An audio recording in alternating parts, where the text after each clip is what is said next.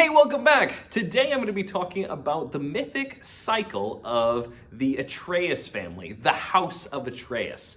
And this is the story of one of the mythic families, and it starts with this intergenerational horror that this cursed family just endures. And I'm telling this partially because I'm in the middle of reading through several of the Greek plays, and they all refer back to this particular family. And so I thought, as I'm trying to talk about these plays, it would be much easier if I had some sort of explainer video where I walk through the entire story of the family and the house and just how horrible it all is. So if you're here to just watch the mythic cycle of the Atreides family, welcome. And if you're here to understand some of the things that I'm referencing within my other videos, welcome as well. But get ready, because this story is dark and wild. The story of the House of Atreus is a particularly dark one. It's of a family that's been cursed generation after generation after generation. And their curse comes from their own bad behavior.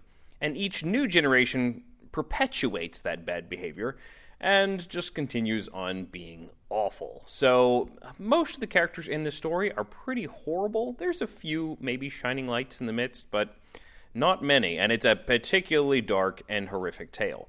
It starts with Tantalus. Now, Tantalus was a descendant of the gods. He had some of god blood in him, and so he got to hang out with the pantheon fairly regularly. He would eat with Father Zeus and all the other gods, and so they honored him and recognized him. Now, a lot of the versions of the myth talk about how maybe Tantalus was already kind of sneaky and was already potentially stealing food from the gods and other things and doing rather inappropriate behaviors before he committed his real atrocity. And even some versions downplay the worst of his atrocities and instead focus on him as something of a thief. But the stories mostly focus on the worst thing that he did. Because he often went to eat with the gods, one day he decided to return the favor and invite the gods over to his own home. And in a particularly audacious way, he had a serious problem with hubris. He was very prideful, and he thought that he could outwit the gods. And his plan to outwit the gods was to trick them into eating something that they didn't recognize. Instead of serving them a delicious feast, he served them his own son, Pelops, who had been cooked up, and he presented it to the gods, thinking that they would eat human flesh without realizing they had done so. However, pretty much all the gods immediately recognized that this was a human that had been cooked up here, and they were all absolutely horrified and disgusted with Tantalus. The only exception to that was poor Demeter, who was so distraught over the loss of her daughter that she wasn't thinking straight and ate the feast that had been placed in front of her, accidentally eating Pelops' shoulder.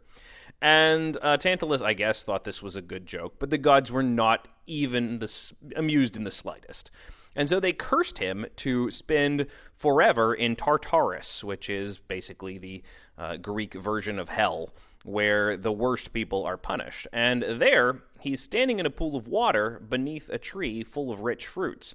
But every time he reaches for the delicious-looking fruit, it grows high and away from him, and he's not able to grasp it. And whenever he reaches down to try to drink the water, it runs away from him. So he's never able to eat or drink anything. He constantly has something delicious right in front of him, but can't taste it. And that's where we get the English word tantalizing, because it's a longing that can't be fulfilled. So Tantalus gets what he deserves, and throughout mythology, from time to time, he's seen down there in Tartarus.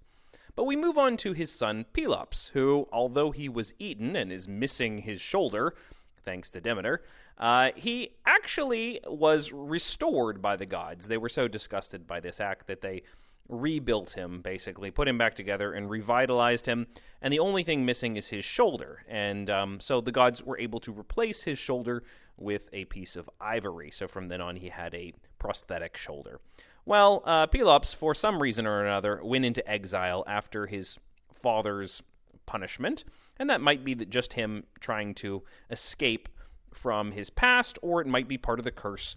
Not quite sure about that. There were different hints and variations on that story. In any case, he travels far and wide until he comes to the kingdom of Oenomaus. And Oenomaus is a king who had a daughter, Hippodamia. And Hippodamia is a beautiful daughter, and there were plenty of people who wanted to marry her. However, Oenomaus had a prophecy of doom that whoever married his daughter would also kill him.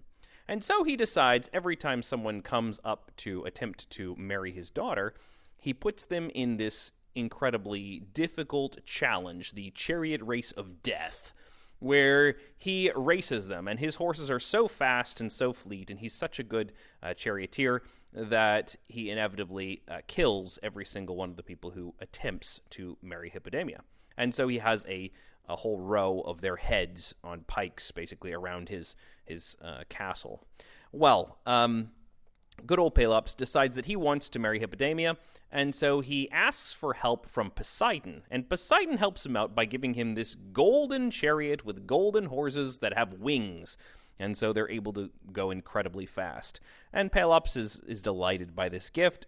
Maybe he can win this race. However, he's going to make absolutely certain. And so he decides to go to Myrtilus. Now, Myrtilus is the charioteer of Oenomaus. And so he's a good person to get in here. And I've drawn him kind of in a weird, creepy way because he seems super creepy in the story. He's kind of a perv.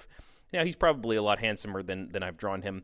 But the deal that they make, Pelops promises half the kingdom and also the first night with Hippodamia to Myrtilus. And he's completely delighted by this because apparently he's been wanting Hippodamia for a long time. And so Myrtilus replaces the studs within the axle with wax instead of bronze. So formerly, of course, the wheels were held on to the axle by bronze studs, but Myrtilus replaces them with wax. So as the chariot goes, they begin to melt, and eventually the wheels will fall off. And this leads to a horrific crash during the race, just as Oenomaus is about to catch up with Pelops, and the crash kills Oenomaus. So the prophecy comes true. And so then Pelops gets to marry Hippodamia. And of course he had made his agreement with Myrtilus, but he decides not to honor the agreement with Myrtilus. And when Myrtilus comes up to him and says, "Hey, can I have that first night with Hippodamia?" No. Instead, Pelops shoves him off a cliff to keep from honoring his agreement. It's pretty... Myrtilus is pretty gross, but at the same time, you know what? You're a cheater and a liar and a murderer, Pelops. I didn't yet mention Pelops' sister, Niobe. Although she's not part of the direct line that's going to lead to all this pain and suffering, she is still part of the curse. She is also the daughter of Tantalus, and she also suffers from the same kind of hubris and pride that her father did. So Niobe was known for being incredibly fertile. She had an absolute load of children, and there are even varying numbers of them in the text, but something like 12 or 14 kids. And she was super proud of her 12 or 14 kids, so much so that she bragged to Leto. And Leto is the goddess of fertility, she ought to have a lot of kids, but instead all she has is Apollo and Artemis. And here's Niobe over here, who I've drawn with bunny ears because she's so fertile. And Niobe's bragging about how many children she has to a goddess. Never brag to a goddess. It never works out well, because Leto's not going to lose this contest, and so she has to eliminate all the children of Niobe. And so she gets Apollo and Artemis, both of whom are associated with bows. Artemis is the goddess of the hunt and also of celibacy. And Apollo is the goddess of music, but also he's an archer god too. So they just rain arrows down on all of Niobe's kids and kill them all, while Niobe herself is transformed into a stone statue, and so she can't look away. All she can do is cry. It's pretty dreadful. But back to Pelops. So Pelops and Hippodamia are married, and they have 2 children. Their children's names are Atreus and Thysides. And Atreus and Thyestes are brothers, and their brother relationship is actually pretty terrible. One of the very first things they do is accidentally kill their half-brother, and that gets them sent off into exile. But in exile, at first, it seems like things are going to be all right. They wander around until Atreus finds this beautiful woman, Arope, and he marries her, and he's so happy. And then on top of that, he gets a golden lamb, which is born in his flock, which is this great omen that he's worthy of being a king of Mycenae. And so he's gaining all of this power and influence. And he also has two sons. Their names are Agamemnon and Menelaus. Most of us remember Agamemnon from the Iliad, and Menelaus as well. But here they are, these two brothers, and they're awesome and cheerful and happy. But during all of this, Thyestes is not as happy, because it looks like everything good is happening to Atreus, but not to Thyestes, and he gets a bit jealous over here. And so he decides to be sneaky, and he decides to steal this golden lamb and also steal Arope. So he manages to steal both Atreus' wife and his golden sheep that signals his power. And it looks like he's going to take the throne over and take power there. But Atreus beats him and exiles him. And so Thyestes is cast out. And yet, Atreus doesn't feel like that was harsh enough. So he decides to turn around and pretend like he's going to make friends with Thyestes over again. But when Thyestes comes back over, Atreus has cooked all of his children into a dinner for him, and Thyestes takes a couple bites before he realizes he's eating his own children. No! So we come right back around to that same horror show of cannibalism. Obviously, the curse is real through this family, and we just keep doubling back and cycling round and round and round through the same horrors. Thyestes runs off in horror and is driven away, but he's not done yet. We are still going to have some Thyestes in the background, basically plotting revenge for a few more generations. And so Thyestes gets this prophetic message that if he sleeps with his daughter, oh gross, Pelopeia, he will be able to produce this heir that's going to be a weapon for him. And so he starts really using his children in horrific ways. Pretty dark. And so poor Pelopeia doesn't know what's happened to her. There's a couple different versions, but basically her father tricks her or disguised, takes advantage of her, etc. In any case, she is pregnant and she leaves, and she hooks up with this guy named Atreus. Oh, look, it's actually her uncle. She doesn't realize that, and she also doesn't realize that the child she's pregnant with is Aegisthus, who is also her father's.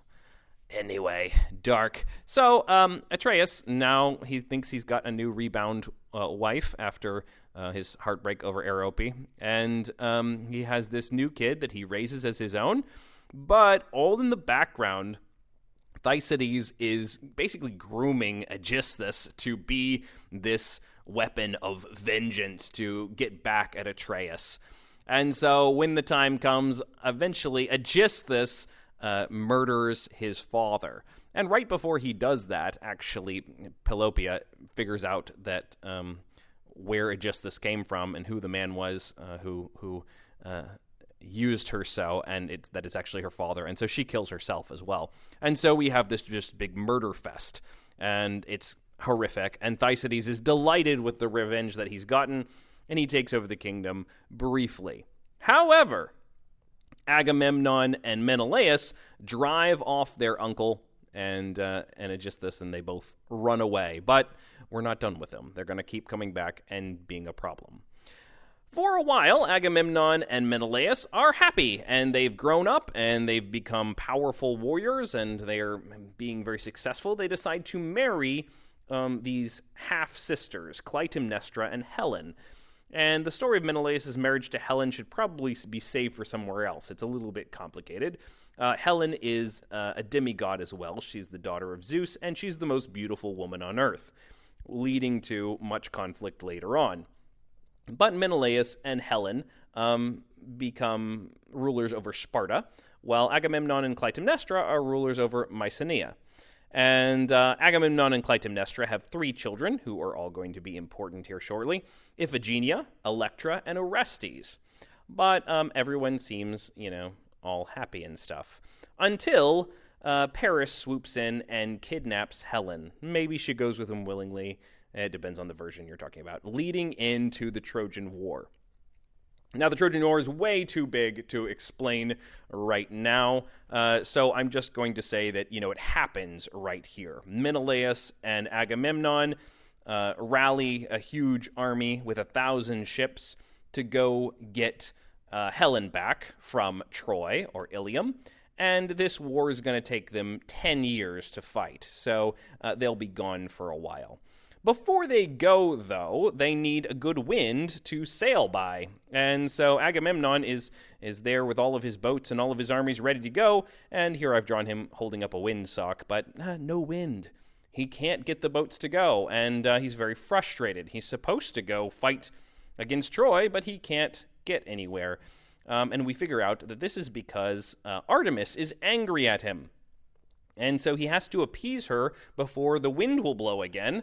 And Artemis wants him to kill his daughter, Iphigenia. And so Agamemnon decides, well, I guess I'd better do that since the goddess is asking it of me. Different versions paint him slightly differently in this moment, whether he's conflicted or whether he's just, well, I guess I'll do it. He chooses to do it. So he sends a letter to Iphigenia telling her that she's going to get to marry Achilles. And so she's like, yay, I get to marry Achilles. And so she rushes out to meet them wearing a nice, pretty red dress for her wedding. But instead of marrying Achilles, Agamemnon sacrifices her on an altar. Bum, bum, bum. Very dark. And so then he sails off, hoping that when he gets back from the war, maybe he'll figure out a way to explain the sacrifice of their daughter to his wife, Clytemnestra? Not sure. Anyway, while they're at Troy, it takes them about 10 years to fight that battle. They ultimately win, and they get Helen back, and Troy is destroyed. And they are starting to head home, but a terrible storm comes up and separates the fleet, and Agamemnon is able to get home, while Menelaus has to take the very, very, very long way home, which takes him about 8 years. It's not a terrible trip. He gets to stop at various places and get richer, and he doesn't really suffer from it too much except for a huge delay. On the other hand, we have Odysseus, who has a worse trip home, losing all of his friends in the process and taking 10 years to get there. But Agamemnon gets to go straight home. Meanwhile, back in Mycenae, his wife, Clytemnestra, has fallen in love with this new guy, but he's not really a new guy. It's actually Aegisthus again. He's back, and he's probably being still manipulated by good old Thysides. And so Aegisthus hooks up with Clytemnestra and wins her over in order to continue his revenge and his father's revenge against the Atreus side of the family. And so it's not good. Also, Clytemnestra may be angry at Agamemnon for killing their daughter. So for one or both of those reasons, she has decided to hook up with Aegisthus. And so when Agamemnon finally arrives home, he's so glad to be home from the war, and he's been all successful, and he's got Cassandra with him as a trophy from Troy. Well, instead of welcoming him home with open arms, Clytemnestra murders him with an axe, probably in the bath, depending on the version. And Aegisthus may have help with that, or he may just stand behind her and rub his hands a lot. I don't know. Anyway, so Clytemnestra and Aegisthus take over the kingdom, and Agamemnon is dead. And you remember that there are 2 other kids involved in this family. Agamemnon and Clytemnestra had also Electra and Orestes, who are still alive. And Electra is horrified by all of this, but her little brother Orestes is really too small to fight at this point or do anything. He's just a kid. And so she decides to help smuggle him off Some versions, other people help smuggle him off, but Orestes basically goes into exile until he can grow up enough to be a man and get revenge on his mom and Aegisthus. So he goes away for a while, and he finally comes back, all tough and manly, and he sees his sister Electra again, and she's prompting him, go get them, go get rid of mom and stepdad. And so Orestes does. He goes and he murders Clytemnestra and Aegisthus. And this is vengeance, and so he's finally, righted the wrong that was the thing that his mom did to his dad. But then again, his dad had done it to his daughter. And then again, his uncle had been wronged by his father, and so on and so on and so on, all the way back to Tantalus. This curse just passes down and down and down. And so Orestes, although maybe he's righting a wrong here, it may be just the ultimate outcome of the curse. And he's got this blood on his hands, and there are various versions of what happens next to Orestes. We come finally to the resolution of the curse that's on this family. Orestes might be weighed down with all of this guilt and this pain, the crime, the madness, the matricide, and in some versions, he sort of just basically drifts off into madness at this point. But there are also other versions that sort of balance the scales. We get these creatures here called the Furies, or the Erinyes. And the Erinyes are these terrifying female monster women who sometimes cry blood, and they have terrifying clothes and wings and snaky hair. They are creatures that represent the guilt and the haunted feelings that come from murdering your own family. And so they are there to torment you and keep that guilt and that torment alive. And so the Erinyes come after Orestes in some versions. But in some other versions, they're also transformed into the Eumenides, or the figures that represent justice and the good qualities of the law. So either we descend into chaos and guilty madness, or we are ultimately restored by the outpouring of justice and correctness in Athens. So it's hard to tell whether Orestes is really a hero here, or whether he is just one more fallen figure in the midst of this awful story of death and misery and suffering. In any case, that is the story of the House of Atreus. So there you have it. That's the story of the House of Atreus. And I hope you've enjoyed it, and feel free to join me again for my next video. Or if you're interested, I may do another mythic cycle like this sometime. Just let me know if you're interested in me unpacking perhaps the full Trojan War, or maybe the story of Hercules, or one of these other great large-scale mythic cycles. And feel free to join me over on Patreon, where I've got some other stuff available for you, and I could always really appreciate the support. So thank you so much, and I'll see you next time. Bye-bye.